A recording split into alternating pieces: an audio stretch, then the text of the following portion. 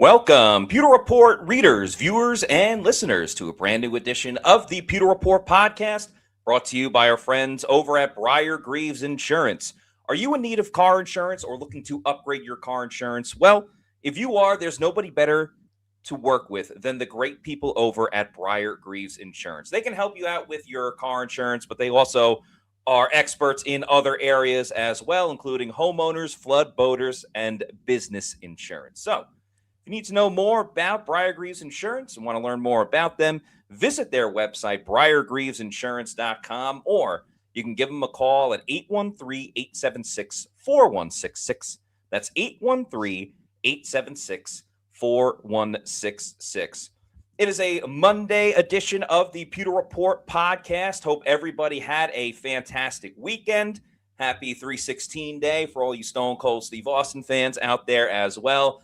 We got a lot to get rocking and rolling on today's show, so thanks everyone for joining us. We're going to talk about how will the new Bucs fit in. We're over the first wave of free agency, but there's been some news, some moves, some additions to this team that we think overall will help Tampa Bay, but just how much will it help the Bucs? So we're going to break that down on today's show and answer some questions, comments, and of course super chats as well. I'm your host, Matt Matera. SR is on a little vacation right now, so joining us is a special guest, friend of the program. He's been on before, even just a couple of weeks ago. It is a Real Bucs Talk. Michael Pless joining the show. Michael, thank you so much for taking the time to join us this afternoon and grace us with your presence. I know we were talking off screen or before the show a little bit beforehand, but how are you feeling about this offseason with Tampa Bay? How's everything going? I appreciate it, Matt. It's good to be back on here with you guys. I think hopefully today I'll bring some more positive outlooks. I know it's been a negative kind of Nancy out, off season so far with the Buccaneers. The loss of Mike Evans has hit, pretty hard for Bucs fans. So hopefully some good discussion here and kind of just give you guys a good outlook as far as what's been done so far with the free agency. Yeah, for sure. I think it's important to kind of look at this with a level head because I understand and we understand Bucs fans are very passionate and they're going to feel some type of way, especially when you see Mike Evans kind of go out the door and stuff like that. We've talked about Mike a lot. Obviously, his loss is going to be a major impact, but I kind of just want to put a bow on everything. There are a lot of people that are clamoring at the end of the week. Is he going to give a message to Bucs fans? Is he going to give a message to Tampa Bay? He finally did. He thanked the fans and everything like that. Now you got people complaining that he didn't personally thank the Buccaneers. I think one apology message and letter is good enough, but are you satisfied that he had at least said goodbye, or where's your head at with all of that? Yeah, I try not to get too much into that. I think, obviously we're all fans of Mike Evans. I mean, he, 12 years was the greatest, probably right up there with the greatest Buccaneers of all time, best offensive player for sure. And what he was able to produce, give us a championship. And I think he said that in his goodbye message. So everything was pretty much covered. I think when you spend too much time looking into the fine details, more than not, you're going to end up with some type of, outlook or disappointment. But Mike made a choice for him, and I try to bring this up to my viewers on my channel. It's like you drafted Emeka Egbuka first round last year. Obviously there was a plan in place. You also drafted Jalen McMillan. You re-signed Chris Godwin. So there was choices made to be in preparation for this departure. And I think Mike at the same time felt, he wants to do what's best for him. I know your show has talked a lot about that as far as the legacy. So just getting, his numbers, but also having a great opportunity in San Francisco to win a championship. I know that's tough. Not a lot of, fans want to hear that. You want your best players to stay, but at the same time, you have to look down the road and you believe that Emeka is going to be that number one receiver. Then that's why you decided to go that route. And also it gives you opportunities to add more to the defensive side of the ball. Yeah, that was one of the biggest takeaways I had is like, okay, they tried to get Mike. They tried to pay Mike a good amount. Ultimately, he wanted to go to another team that he felt he could be more successful with. I totally understand it. And I try to be a realist when it comes to these things and take the emotional attachment out of it. But absolutely, my next thought was, okay, if Mike's not here, how are they going to use those funds? How are they going to allocate it? And certainly they did a lot moving to the defensive side as well. By the way, everybody, make sure you subscribe to Michael's social media at Real Bucs Talk. You can subscribe to his YouTube channel as well, the same name, Real Bucs Talk. And he's going to have a live film study later tonight. We'll talk about that a little bit later on the show, but highly, highly recommend subscribing to Real Bucs Talk. That was going to be my next thing. Is part of the reason that I don't think it hurt as much that Mike is leaving is because the rest of the depth in that wide receiver room. You mentioned Emeka Buka. I think it gets overlooked. Jalen McMillan, how great he was at the end of his rookie year, because he missed most of the season with that gruesome neck injury, but then came back and to a degree looked like his older self. How much do you think this wide receiver room, or really just this offense in the passing game, can achieve without Mike Evans? Like, it's not going to be one person directly replacing him, but do they have enough horses in the stable, if you will, to, go out there and maybe not be necessarily the 2024 team, but a team that found success like that group? Yeah, I think it's going to look different, obviously. I mean, that's you're losing a great offensive talent, no doubt, in Mike Evans. So there's going to be changes, but at the same time, I think you look at it from, Emeka, Jalen, Chris, you re-signed K. Dotton, you brought in Kenneth Gainwell, or Kenny Gainwell, who we're going to talk about. Bucky Irving, getting him back healthy, I think, is going to be a huge benefactor. But Jason Light talked about at the combine, the offensive line, that's the biggest factor for this offense. I mean, when this offensive line is healthy, we've seen the offensive numbers go up, and you brought in Zach Robinson, who is going to diversify the offense a little bit with more 12 personnel. We're going to see more wide zone, running attack as well. Play action is going to be a big factor. I think you're going to see Baker more on the move as far as like bootlegs and stuff like that. And if the O-line is healthy, then you have a good foundation to build from. So I think it's just going to be a little bit different, but it's going to be more so attacking how they have really attacked in the last couple of years, and more so probably to 2024. And I think that's what they're trying to get back to. They feel confident in Zach Robinson to bring this offense to where it needs to be, and also elevate the play of Baker Mayfield, I think, is going to be the main focal point. But yeah, I mean, rushing attack and using that play action passing game is going to be what they're going to look for.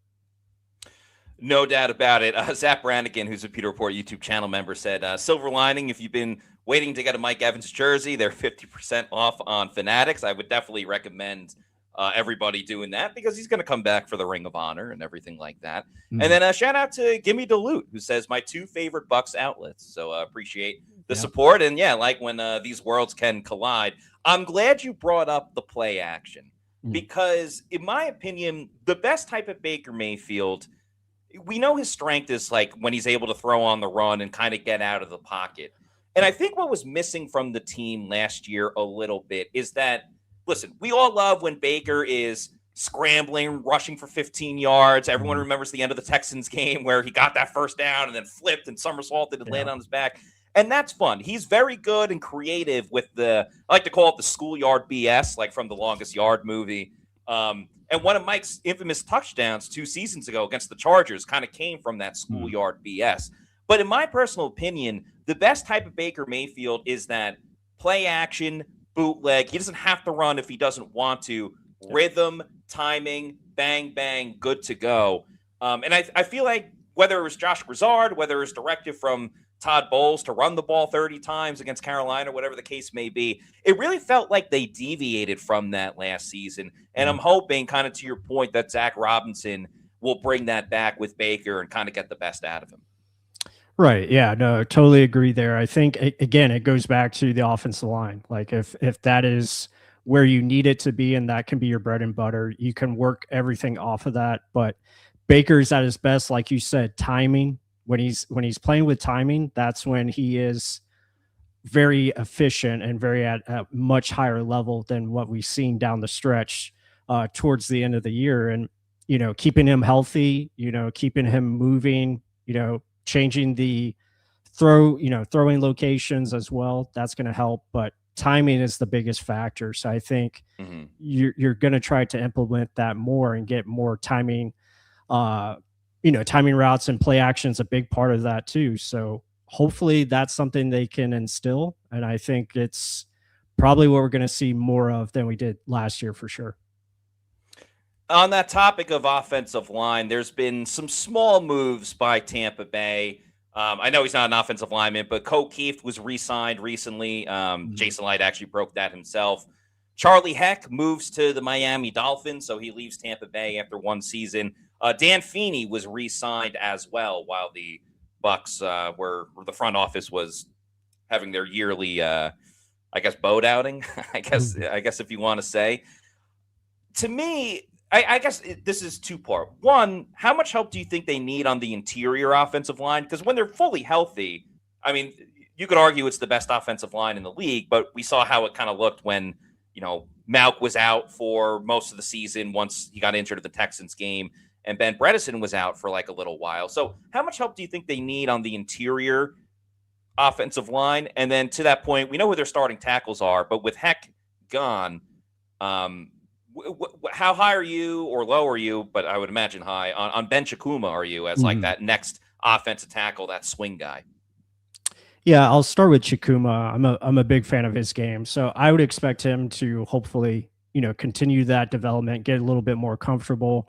I think the new offense that they're going to be bringing back, I think actually fits him well, especially in the run game, just because of his athleticism and his ability to run. Interior depth is, I think, something that is going to be targeted here in the draft coming up, whether that's, day 2, day 3, I think could be a viable option, just to get someone that can provide backup center and backup guard. I think that's what they're ideally looking for. If you can upgrade over Bredesen, maybe they take a chance early on one of these guards in round 2 and bring them along to start, and then Bredesen can become your utility backup. Feeney is more so, I think, just insurance depth. Most likely he's going to be like your 8th or 9th offensive lineman. I don't think he's going to be like your everyday active game day roster type.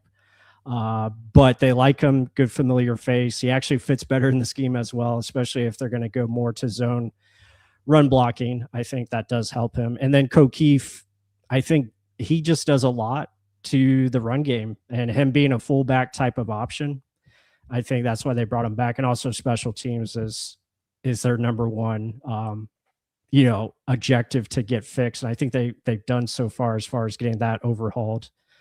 So that's a good move. But to answer the question, long-winded, offensive line should be something they look at, somewhere in the draft. Yeah, I mean, Jennings Dunker seems like a Jason Light dream right there with the mullet and the red hair and everything like that. But certainly, obviously, the Bucs got to look at the defensive side as well, which we certainly will get to. You mentioned, though, with Robinson, and certainly this offense is going to look different than it did a season ago, and hopefully tailor the best attributes that they had with Liam Cohen. And I remember with Liam Cohen, they ended up having one of the best rushing attacks in the league. But there was a point where, if I'm not mistaken, the Bucs, you can't just go zone block every play or hat on a hat, man on man type of block every single play.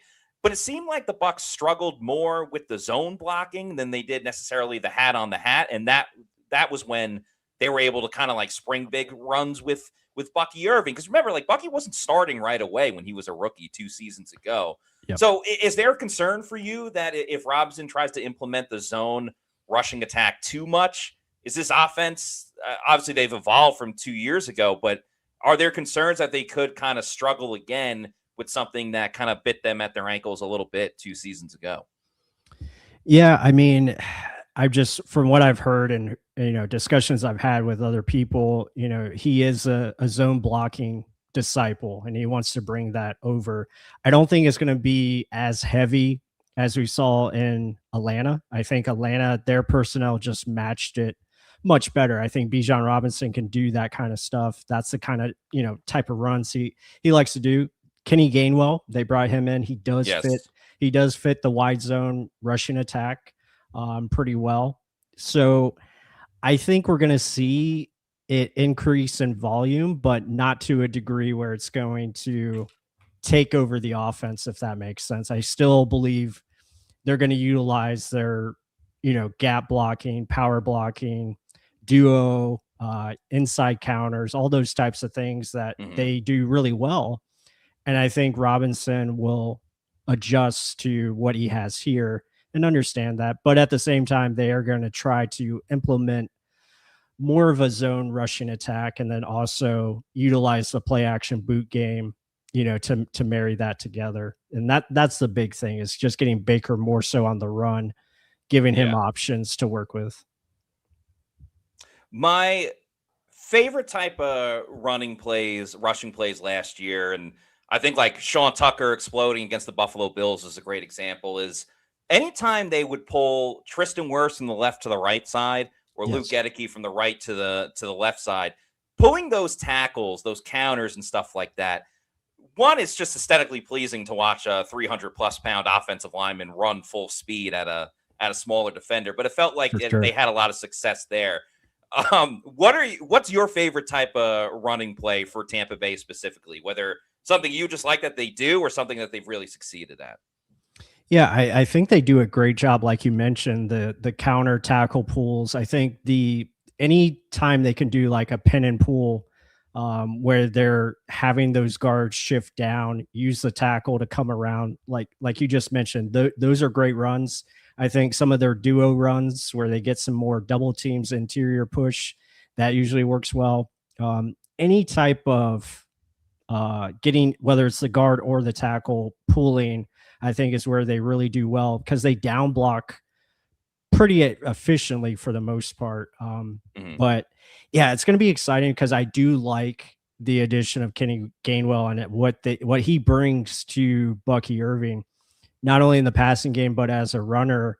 I think it's going to be a good mix up between the two, and they complement each other well. And I think Gainwell, again, he's a downgrade as far as overall pass pro, but I think he's still good enough where he can handle that to a degree. And you brought back Sean Tucker. So I think this signing goes into what the Bucs have done. And I mentioned this to my co-host. I was like, the Bucs always do like a surprise signing. Last year is Hassan Reddick. This year it's Kenny Gainwell.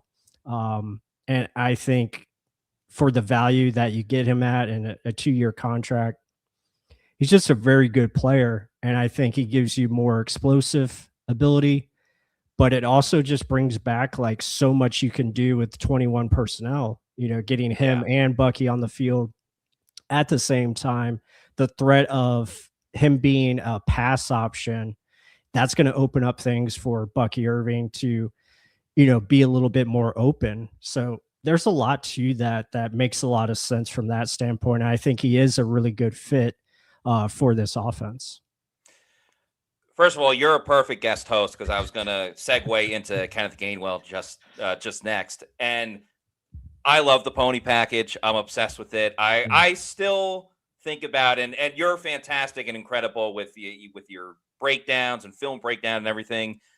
I still think about and Josh Capo was like the first one that kind of brought it up, but I still think about the pony package 2 seasons ago with Liam Cohen. They threw the touchdown pass in Detroit to Chris Godwin Jr., where they were in pony package and Baker faked it. I think it was to Bucky, but he faked it to Bucky and then went deep to Chris Godwin Jr., because the week before they gave it to Bucky. So the defense was ready to bite on that, and Godwin Jr. Kind of went deep and, scored a touch and everything like that. So it's aesthetically pleasing. And I just think the pony package, they had a good amount of success with it, especially 2 seasons ago. But with Gainwell specifically, you already brought up some great points. Plus, this guy was the MVP, the team MVP of the Steelers, who are perennially competitive. I'm not going to say they've been great. They haven't won a playoff game in quite a long time. And, it's big changes for them as well. But this is a guy that wants to be here. He said in his press conference that I actually wanted to go to Tampa Bay last offseason, and that necessarily didn't work out. But how much of an upgrade do you think it is over Rashad White, who we knew wasn't coming back? I mean, he was pretty open about that. Is this an upgrade over Rashad White? Yeah, I would say it's a great addition as far as just adding a explosive playmaker to your team. So yeah, in that sense, I would say it's an upgrade. I do like the rushing ability of Gainwell. I think he is just more fluid. I think with Rashad, he's got to get touches and build up that kind of flow to his game. He's not one to really just come out and start fast. Like he has to get into rhythm. He is a very good pass catcher as well.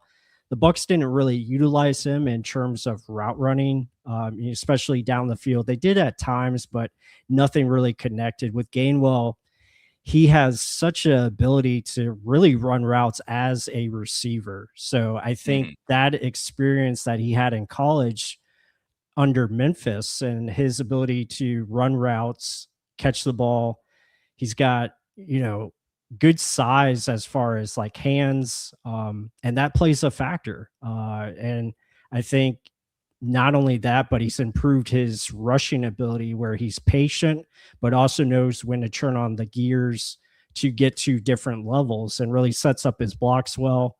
And he can also get to the outside, which I think is a big factor. Like he can win that corner. And that's something that our backs haven't been the best at as far as overall consistency. I know Sean Tucker has done it at times, but it's just been a little inconsistent there. I think Gainwell just gives you that extra burst to the outside, and that's something that it just gives you flexibility where you can attack all areas of the field with him on there. It's going to make a huge difference. And just adding a playmaker like that, even if it's a 5-yard gain, he can just be that consistent flow of production. I love what you said about how he's a guy that doesn't need like a couple of touches, a couple of reps to really get going and hit the ground running, no pun intended. Because you're absolutely right. Like Rashad it was certainly like that to a degree, except for there was the one game where he had one handoff, got like 30 yards, and they never gave him the ball again. Go figure. And I do feel like Sean Tucker is slightly like that too. Like, especially they would throw him at the goal line. Like I think of the New Orleans game where they got stopped 5 times at the goal line that first time because there was the penalty, and then eventually he scores on the 4th and goal the second time around where they have the first and goal. And Sean Tucker would have these crazy stat lines where it's like 4 rushes, 2 yards, and a touchdown, though. So, like, it kind of saves the day right there. So I think that's super important to have a guy like Kenneth Gainwell that definitely, like, brings that spark plug over some other guys that you kind of need to get them involved before they really make a true impact. I was curious what you thought about the contract that they gave to Kenneth Gainwell. I'm not going to say it was like overly pricey, but compared to like what Rashad White got, it's certainly they put a decent chunk of an investment in him.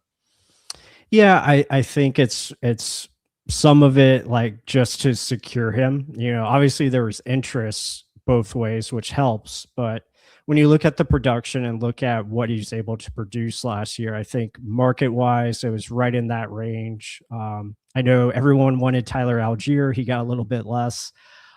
So I think what you're paying, and again, this is going to be like a 1A, 1B situation, truly.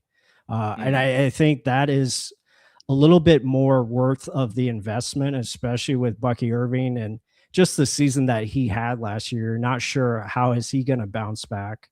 So you have that consistent threat with Kenny Gainwell, who can come in and complement, I think, Bucky very well. And you don't have to feed Bucky, 25 to 30 touches every week. And I think that's going to be a huge benefactor for the offense. And really it's going to keep defenses guessing. And I think that's what you're trying to get to ultimately. And I think, just the overall rotation that you've built, and where Sean Tucker is in that mix as well, what he can provide. So I think there's a really good, I guess, attributes just complementing each other in all phases between all 3 of them. Yeah, I like the group overall. I would describe it as it's stabilized. Like, I think it's solid.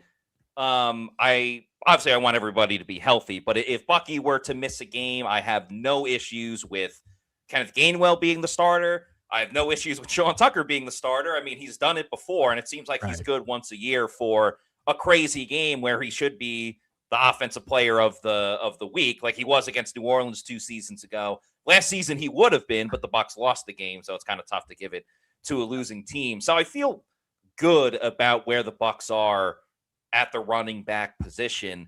Let me ask you though, are you surprised that Sean Tucker ended up getting more money than Rashad White, considering that, yeah, Sean Tucker was third string on the depth chart. Rashad White was the first guy on the field.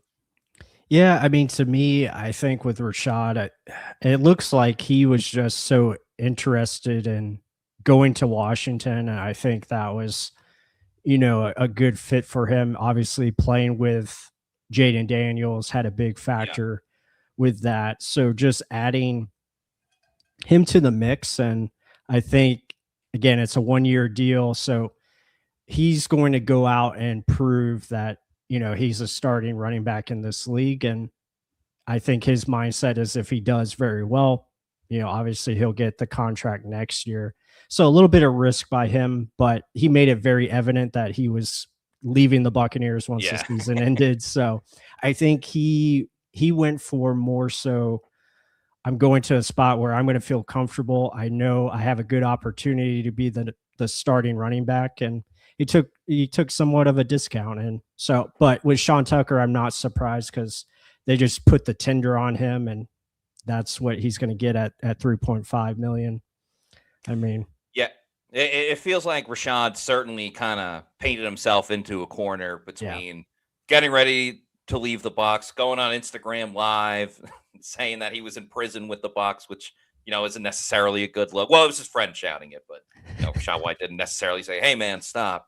right? And then all the Jaden Daniels stuff.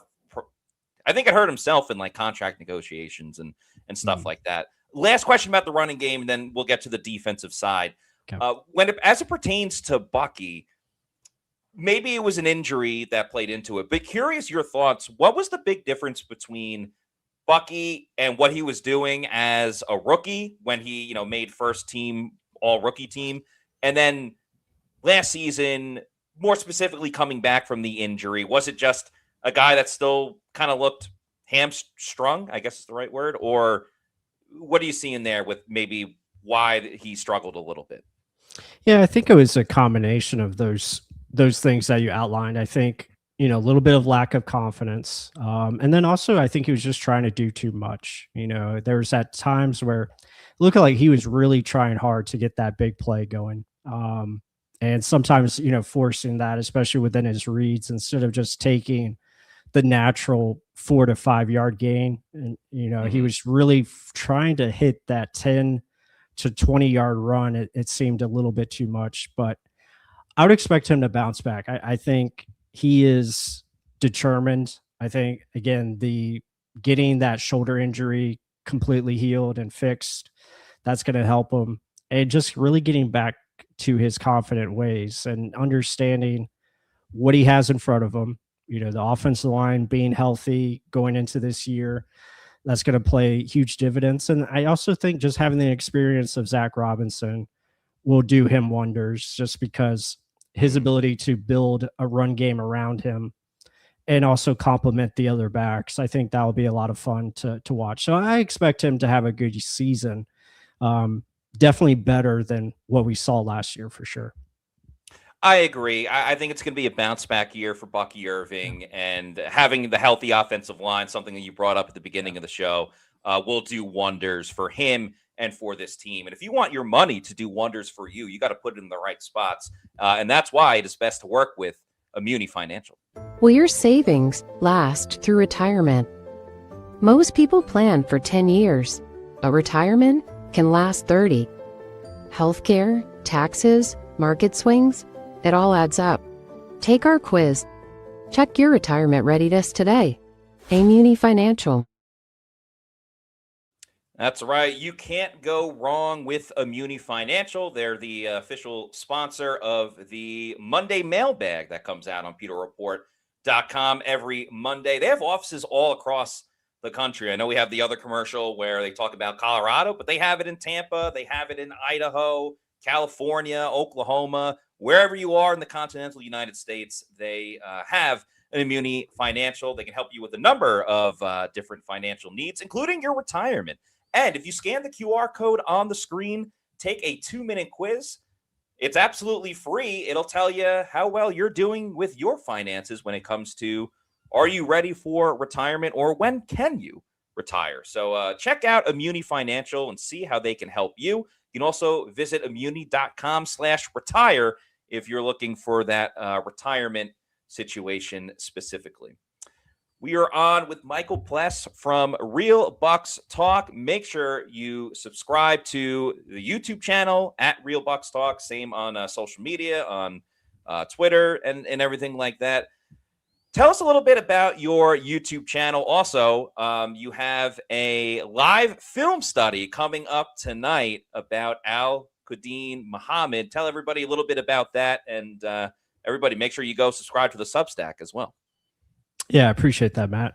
Yeah, our YouTube channel started, man, it feels like it was just yesterday, but yeah, we started around the year Tom Brady came in, and we love doing film analysis. I think that is our bread and butter, and we're still trying to get better at it and try to improve and look at different ways to watch tape and watch how this team operates. I think, a lot of fans that get so focused in on what is happening with the football, but it's a great way to watch the game away from the football. And when you watch, how things operate, whether it's scheme or, certain individual. So that's what we try to put out. It's up on our YouTube channel. Be sure to, join and subscribe. We have a Substack that we opened up. So we're doing a lot of our film studies over there, more in-depth version. So longer videos. They go from anywhere to 15 to 30 minutes on whether it's a certain player or a certain scheme that we're looking at. So we have a lot of things in the works and trying to get that, running. And we will be doing a live film study tonight. Very excited about it. It is for our YouTube members and then also our Substack paid subscribers. So be sure to check us out. You can join as low as $5 per month or $50 for the year. And it's going to be cool just to look at Al-Quadin Muhammad and what type of impact he can have for this defense. Yeah, absolutely. Highly recommend everybody check out Michael's work. Even like the clips you put on social media. I think you tweeted out today about Trotter, and you're like, oh, he's. I really like him. I know a lot of people here. I know Scott is so big on Jacob Rodriguez, but I'm telling you guys, look at Josiah Trotter. I think he fits the Bucs really well. Yeah, I've been joking that Pewter Report, like we're PR, but for the draft, it's please Rodriguez. But yeah, for sure. And also, half the reason why I'm having you on the show is because you gave me a compliment about my Bucs battle plan. So thank you very much for that. I'm kidding. That's not why I had you on. But yeah, seriously, you do a fantastic job. Again, don't want to give away too much with Al-Quadin Muhammad because you are doing the film study tonight. But overall, just, this is a guy that had 11 sacks last season, kind of came out of nowhere considering he's been in the league for quite a while. I don't know if 11 sacks is going to be duplicated again, but why is he not going to be a one-hit wonder for Tampa Bay coming to the Bucs this year? Yeah, I think you just have to look at his pass rush plan, and that is what gets me very excited. He's very technical in terms of a pass rusher. He reminds me very similar to Shaq Barrett in that way, and just how he's very nuanced as far as how he attacks these offensive tackles. It's crazy that he only played 40% of the snaps last year and ended up with 11 sacks. He even had a sack where he outran Aiden Hutchinson and got the quarterback.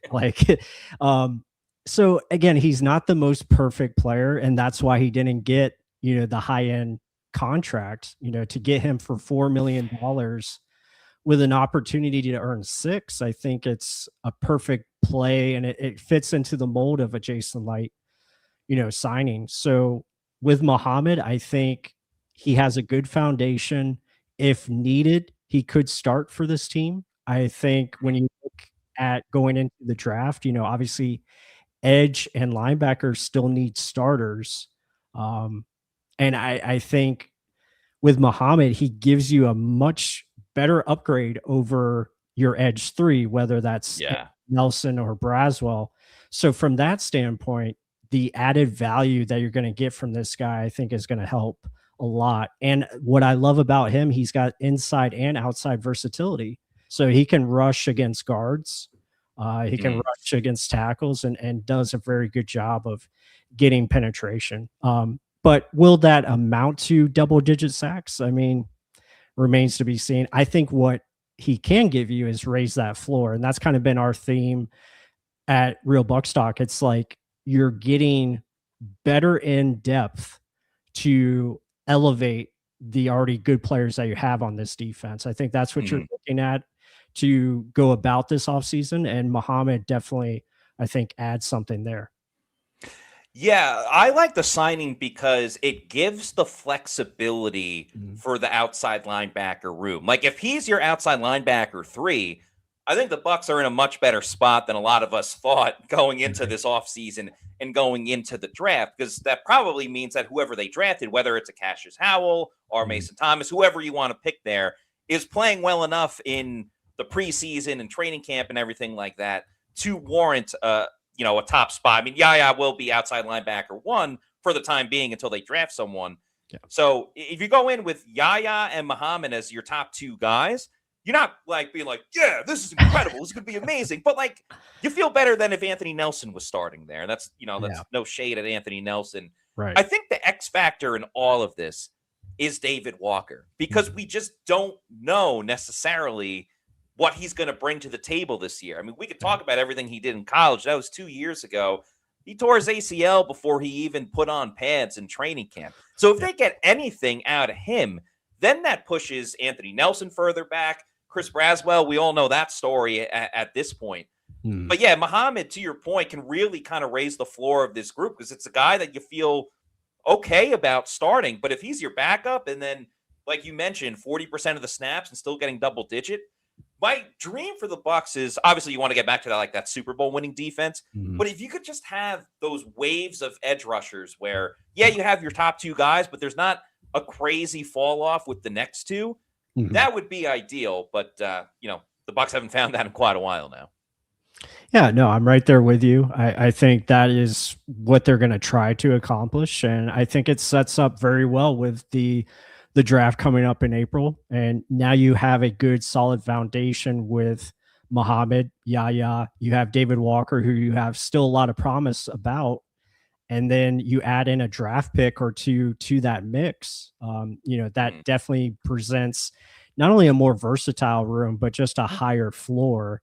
And really, when you think about it, when you look at this Bucs defense, who are the stars that you're going to be counting on? And that is Yaya Diaby. I know people don't think he's an edge 1, but he's continued to elevate his game every year. So if that continues, the big X factor is Kalijah Cansey. Can he stay healthy? Yes. Because if he does, the Bucs win games when he's on the field. They did that last year. They were undefeated when he was on the field. So I think when you factor those 2 things in, it's really good. And as we shift to the linebackers, getting an Alex Anzalone who can, I think, raise the floor of that room. And you still need probably 2 more linebackers. And I think that lines up in the draft as well, getting someone to play alongside him and also bring competition to Sarasier Dennis. But what Anzalone does is he brings you not only a very good leader, a guy that brings energy, a guy that can cover. And I think he's going to play the position that Levante David play, which is the will linebacker. And he can do a lot of different things, especially how they used him in Detroit. But I also feel like he has more in him in terms of blitzing the quarterback, coming in on pressures. He's very stable in terms of run defense and just knowing where to be. And on top of that, he's just got a much higher floor with his athleticism and just intellect to play the game the right way. Very good missed tackle rate. And I think we're going to find out probably sometime soon this week that Levante David has decided to retire. And this guy is, his replacement. It just makes a lot of sense when you look at the draft coming up and the linebacker class that it is. You're going to try to add another athlete, a guy that can be maybe more so a blitzing complement to Anzalone. Once again, you're the perfect guest because I was going to go from Muhammad. I was going to be like, and another addition they had, a guy that's been a teammate twice already with Muhammad is Alex Anzalone. And I have in my notes as well, what type of impact will he have? And then do you want to see his role stay the same or how much would you expand it? You kind of just answered it there. And I thought it was interesting. He's very much open to kind of changing his role in terms of like blitzing a little bit more, whatever he wants to do. What do you think is the best way to kind of get the most out of Anzalone, considering that, he is over 30 now. Right. And I kind of get the feeling, I think it's a really good signing overall, but it feels like it's an upgrade more than just a stopgap, if you will, because it's a 2-year deal. But I can't sit here and say he's the long-term answer for this team, considering his age and the fact that, it's not the longest contract. No, I'm with you there. I think, like I said, they are going to go into this draft and probably select 2 linebackers at minimum, especially one with a premium pick and then probably another one, later on. So I think just getting better athleticism up front in that area, and you factor him in, and then you also bring in Ashawn Robinson, who we'll talk about, but adding him next to Vita Vea, that's going to create more space. But Anzalone's just, I think he gives you a much better option in terms of when the Buccaneers want to play man coverage.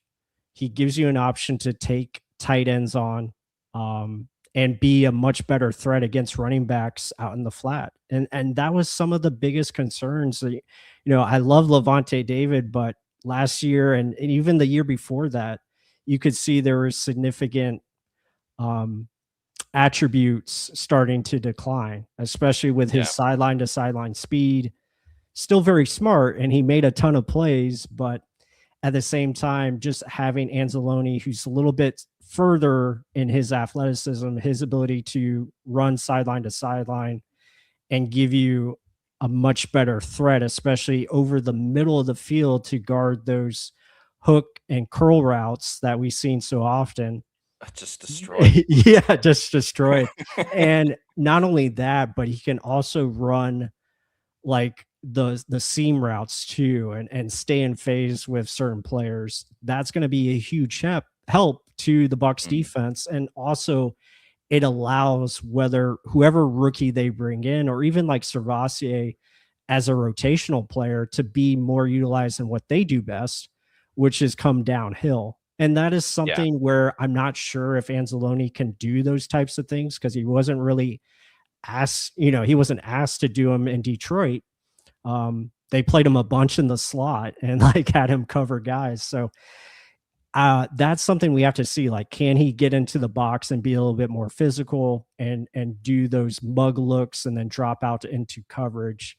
That's where the rookies come in. And that's why I lean towards like a Josiah Trotter, who's a little bit more physical, can do the block destruction, can do the blitzing. Everyone talks about his coverage, but you just got a coverage guy to help him out there. So that's where you have to look at it from a pairing standpoint. But all the intangibles, I think, that's where the value comes in for him, because his ability to lead, get guys in the right spots, and also just bring more energy. And I think that's been missing.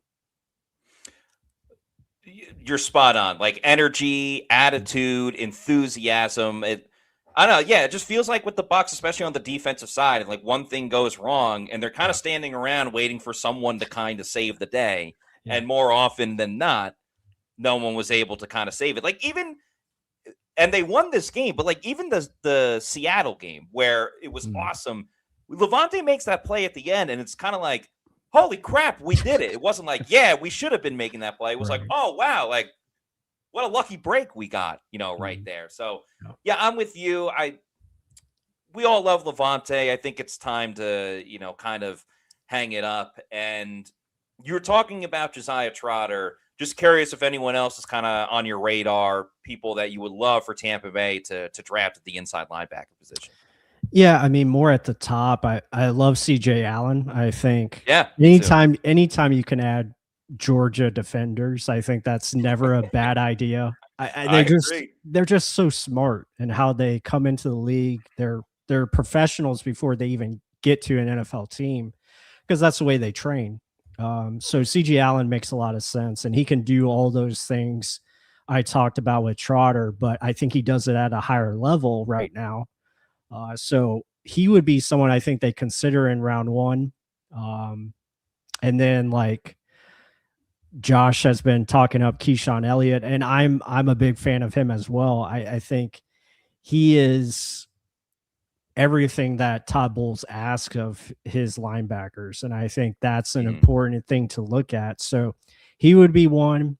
I'm not too high on Jake Galladay. I think if you want someone that can bring a versatile piece that can rush from the outside and be like an edge rusher / backer and maybe just blitz him all day, I think he's good, but he's got a lot to learn from the linebacker position. I'm trying to think of others. I do like Jacob Rodriguez, but I think he kind of fits the mold of what you just signed, and that's Anzalone. Now, I wouldn't hate it if they drafted him, but I just don't know how those two would combine to produce in this type of scheme. But it's a question the Bucs have to answer. It's not for sure. I'm trying to think of others. How about Kyle Lewis? He's a name that's been thrown around a good amount. He's interesting. Just different size. That's kind of the big thing with him. It's like, what position is he going to play? Should he move to safety? I always worry about those type of players. I don't know if it's because of like Isaiah Simmons a couple of years ago, where he never like truly found the right position, and teams are still like, oh well, if we get him, then we can use him that way. That always concerns me with players of that caliber. Yeah, for sure. Yeah, he's an interesting one. I think you would probably have to use him more like almost like an overhang defender, slot defender, stuff like that. So, yeah, I don't know if they put resources into that type of player. Okay, moving along. Defensive tackle, Sean Robinson. Vastly different than Logan Hall. I think that's fair to say, just from a size perspective. Two things on this I'd love to get your thoughts and opinions on. What does he bring to the defensive line? And what do you think of his press conference with essentially saying he wants to beat the crap out of his opponents? Yeah, the press conference was outstanding. I think, he let it known what he's going to bring to the team. And I think at a lesser extent, he's almost like very similar to a Ryan Jensen type. Maybe not the quality of player that Ryan Jensen brought, but I think at the worst, he's an upgrade. Again, it goes back to my theme is, again, you're raising the floor. He's an upgrade over Logan Hall, upgrade over Greg Gaines. He's a guy that can be a starter. He can play different positions along the defensive line. He's a little inconsistent, and I pointed that out on our film study over on Substack. It's just he plays a little tall, a little high as far as pad level, but he does bring power. He does have an ability to make a lot of tackles, a lot of production over the last 2 years. And I think playing next to a Vita Vea and also a Kalijah Cansey, I think Cansey gets an upgrade for this because he can more so fill in he can be the 3 tech and just stay there. He doesn't have to play the 5 tech or any of those types of roles. Robinson can do that for you because of his length and his size. And it wouldn't surprise me if they add to this position as well. I think edge, linebacker, and interior defensive line is definitely going to be the premium when you look at the draft coming up. But Robinson, again, good veteran. I think the intangibles is where the value's at. Yes. The type of demeanor that he's going to bring. It's just someone that has been in the league for a while, and it can also help these younger defensive linemen play a little bit better, play a more consistent type of base, and hopefully a little bit more nasty. And I think that's what you're trying to get from these guys, even Vita Vea. I think it will be a good underrated move by this team. When we look back at it, I think his type of impact will be felt.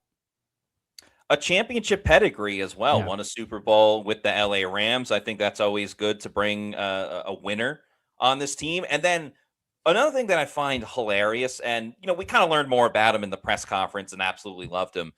So he played for the Giants for one season in 2023. Yeah. One of his teammates along the defensive line on that team was Nacho, aka Raheem Nunez-Roches, aka Nacho. Right. And for Bucs fans that know the personality of Nacho, the two of them together, I would have loved to have been in that locker room, see how they kind of operated with each other. So, yeah, I mean, he's just going to bring an ass kicker mentality, which this group absolutely needs. And my money's on him to start the first fight in training camp. You can almost guarantee he's going to be the first guy to start it.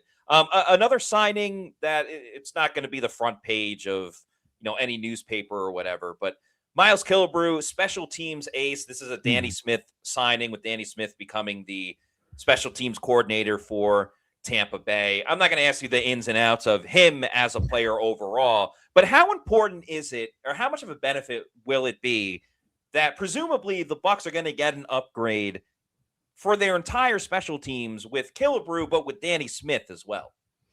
Yeah, again, finding a guy that can come in, knows exactly what the special teams coordinator is looking for, bring that type of attitude and speed and physicality to the position. I think having a guy like that can be an extra coach on the field, I think, is important. A lot of people miss that when talking about players, but having that extra value is so important, especially when you're looking to build up consistency throughout that unit and just be more in tune with what is being asked.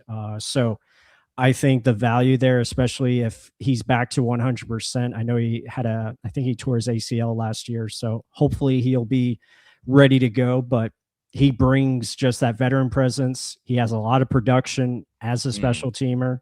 So anytime you can get that and just have a guy that will bring more energy to that unit. And I forgot to mention this about Kenny Gainwell, but he can return kicks too. Yes, so he can. So there's value all around with those two helping your special teams. And then Danny Smith, I think, older in age, but he is young at heart. young at heart, and he just brings a lot to the table. And I think we'll see hopefully a different result than we have been seeing the last couple of years. Speaking of bringing a lot to the table, that's exactly what Walk-Ons does, and I could not recommend going to Walk-Ons enough.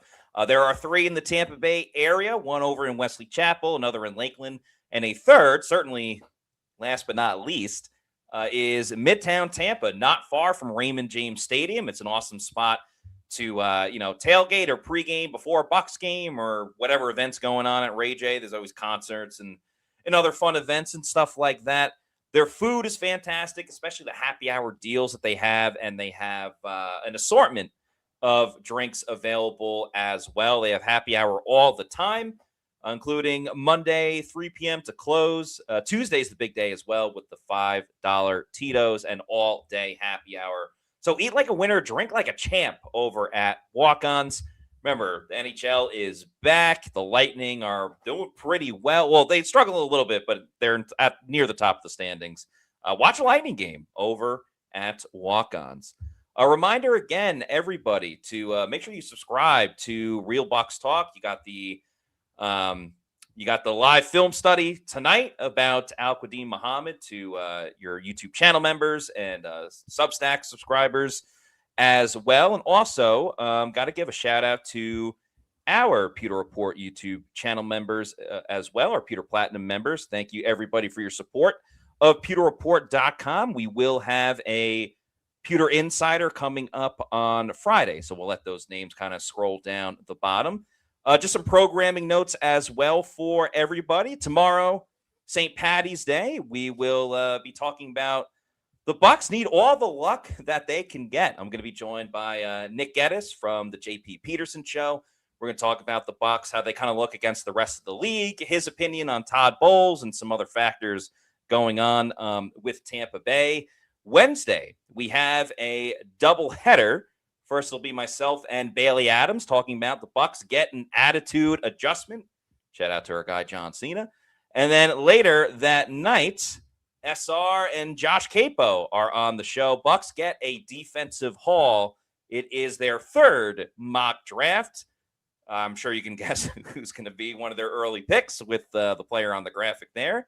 And then Thursday, Scott is back. It'll be me and Scott talking about the remaining needs that the Bucs have in the 2026 offseason, and that Pewter Insider coming up on Friday as well. So just a couple super chats to close out the show. Matt Hinkson, thank you for the $2 super chat, says, Mike would rather give up 13 than play for bowls. I was wondering what number is Mike going to take, unless he's going to get 13 from Brock Purdy, but I don't think that's the case. Yeah, I don't think so either. I mean, we'll see. I think he'll probably be somewhere in the single digits, I would have to imagine. It looks like they were like advertising number 3, so maybe that's where he goes. Some were saying like, oh, maybe he'll be 12 or 14. I don't know what else was available, but yeah, I don't think he could be in the 80s. That just doesn't look right. But single digit, I can see. Yeah, I doubt they give up 80 like Jerry Rice. I don't know if Jerry would allow it. Maybe if Mike broke the consecutive record, then maybe Jerry would have allowed it. But yeah, Jerry was pretty excited about it, understandably so. Kings are awful. Thank you for the $5 super chat. Says they're treating this offseason like they plan on firing Bowles at the end of the season. And the only reason he's still here is the extension that he got. There could be some slight truth to that. But I think what it comes down to really is how much can this coaching staff develop the group that they got? Because I feel like there's a couple different thought processes when it comes to this Bucs team. Some say Jason Licht hasn't drafted the right guys. Others say that the Bucs coaching staff, and they did fire a lot of guys this offseason, that the Bucs coaching staff hasn't developed players the right way, or they just could use better coaching. Because, like, could you imagine if Kyle Shanahan or Sean McVay or Sean Payton or someone like that was coaching this Bucs team? Would they be 8-9 last season? I don't necessarily think so.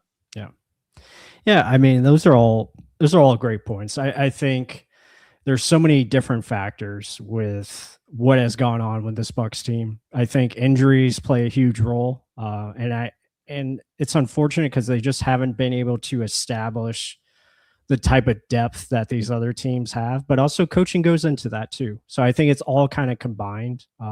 As far as like, I know a lot of fans are saying, "Oh, they're just punting on the season." We're just looking for 2027 now. I think there's still, at the end of the day, there's still a very talented team here.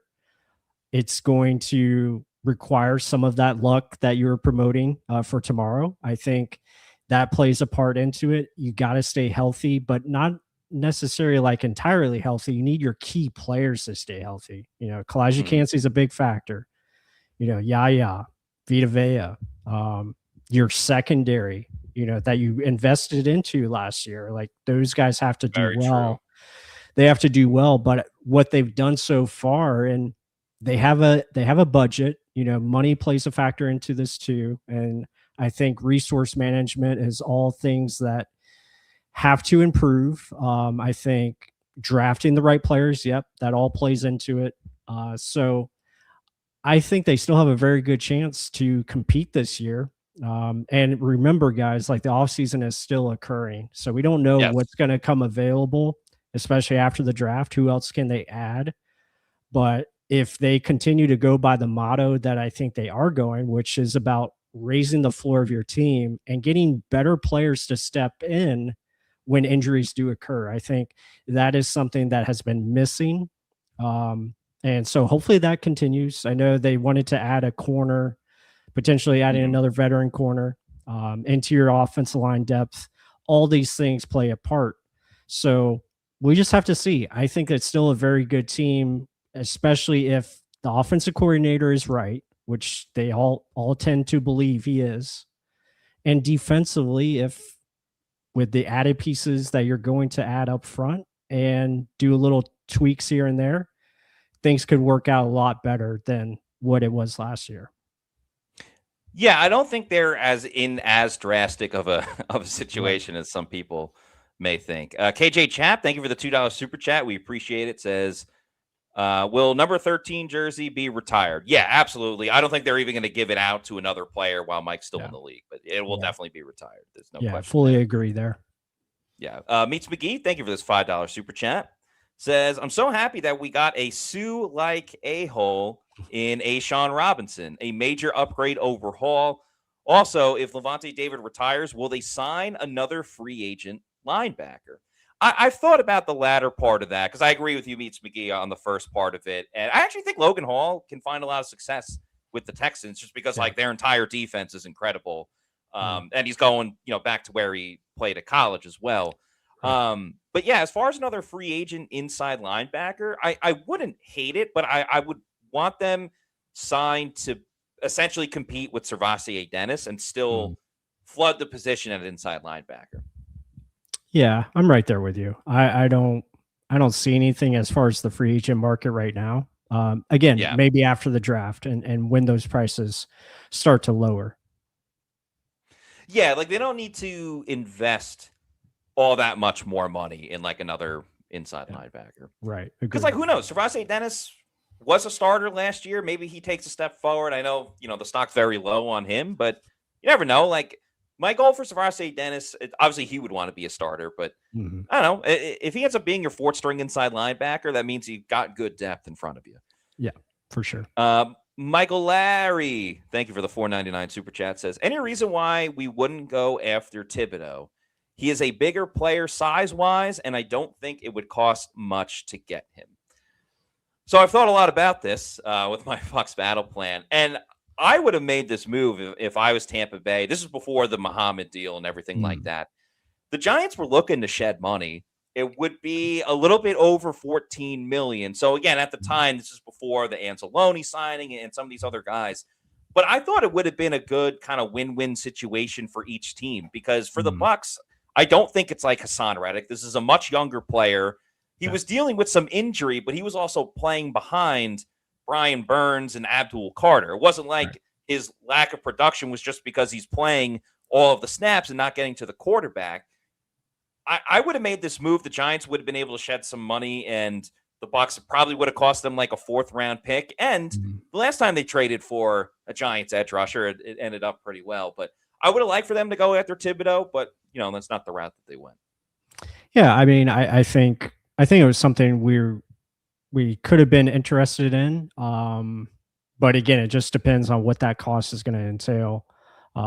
And you also have to remember, like it's basically a 1-year rental, but you also have to tag on that extension if you truly believe in him and truly believe that he can be that next guy. And also you have to factor in Yaya Diaby's going to need a new contract if you're planning on keeping him. So those factors plus the draft capital all play a part into it. But yeah, I'm right there with you. I think that would have been a nice move just to have someone with a little bit more upside and also a chance to grow into becoming maybe that edge one for you. Yeah, it's what could have been type of situation. But we're about to wrap up the show. Michael, one last time, if you could please just tell everybody where they can find all of your work, where they can subscribe to everything. I know we've had it on the bottom for a little bit, but for those listening to the audio version, please let them know. Yeah, you can check us out at Real Bucs Talk on YouTube. We're on Substack. And it's just a lot of fun right now. We're doing a lot of draft content that we're going to start picking up even more. Free agent film breakdown. So we have Al-Quadin Muhammad tonight, and it's going to be a live stream for our YouTube members and also our paid Substack subscribers. And we're going to try to do more of that kind of content going forward. And yeah, just really looking forward to seeing what else we can put out for everyone and try to bring much better content every day. But Matt, man, this has been awesome. I really appreciate you having me on, and a lot of fun. Yeah, of course. We'll do it again sometime. You're a friend of the program, and we always enjoy when you're on the Pewter Report podcast. So in the meantime, make sure you subscribe to @Real Bucs Talk, and then Also, please make sure you're following us on all of our social media on X, Facebook, and Instagram. We're at Pewter Report. And our YouTube channel is Pewter Report TV. Please like and subscribe. Leave a comment on this video as well. Which new Bucs free agent signing are you most excited about for Tampa Bay? That's it for today's show. We're going to do it again tomorrow. So until then, for Michael Pless, I'm Matt Matera saying thanks everyone for watching. And we'll see you tomorrow at 4 p.m. for another edition of the Pewter Report podcast. Out.